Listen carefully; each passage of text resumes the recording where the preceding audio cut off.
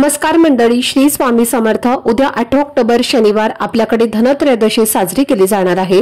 दिवाळीच्या सणांमध्ये या दिवसाला खूप मोठं महत्त्व दिलं जातं, कारण हा दिवस भगवान धन्वंतरी, देवी लक्ष्मी आणि भगवान कुबेर यांची पूजा करण्याचा खास दिवस असतो।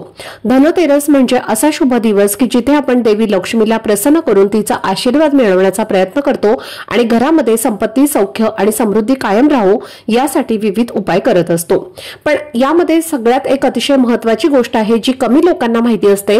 या दिवशी तुमच्या घरातील काही विशिष्ट वस्तू कोणालाही द्यायच्या नसतात।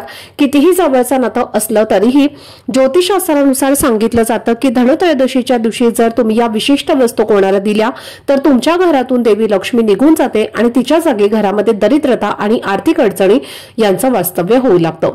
आणि विशेष म्हणजे या गोष्टी 99% लोकांना माहितीच नसतात आणि त्यामुळे आपल्याला योग्य माहिती असणं गरजेचं असतं, जेणेकरून आपण या चुका टाळू शकू आणि आपल्यावर देवी लक्ष्मीचा आशीर्वाद राहील।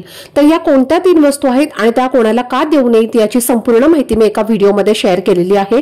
तो व्हिडिओ पाहण्यासाठी या व्हिडिओच्या खाली जो छोटासा त्रिकोण दिसत आहे त्यावरती क्लिक करा, म्हणजे संपूर्ण माहिती तुमच्यापर्यंत पोहोचेल। धन्यवाद। श्री स्वामी समर्थ।